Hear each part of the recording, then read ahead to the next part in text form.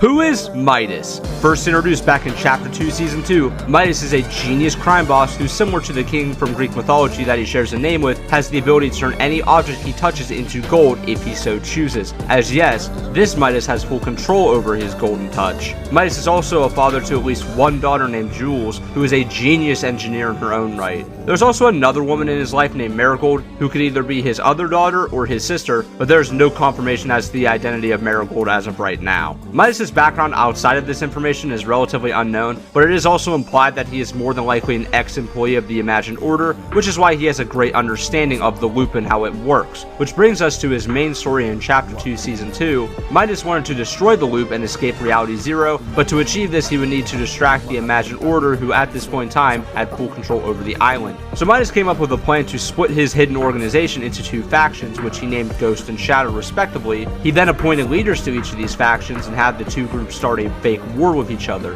By doing this, he was able to get the whole island involved in the chaos as the loopers began to choose sides and joining what they believed was a real fight for the island. During this chaos, Midas secretly worked underneath his agency on a device that remained a mystery until the day he activated it. The device rose from the agency and destroyed the loop, allowing for him to escape to the Imagined Order's headquarters in this special suit he made. However, his victory was short-lived, as not long after he encountered Agent John Jones, his device began to fail for unknown reasons, and he was sent back to the island, and the Imagined Order, in their moment of panic, replaced the storm with a giant tsunami until they could repair the loop. Eventually, this wave flooded the entire island, which led to the events of Chapter 2, Season 3, which opened up with Midas being eaten by a shark, ultimately meeting his end.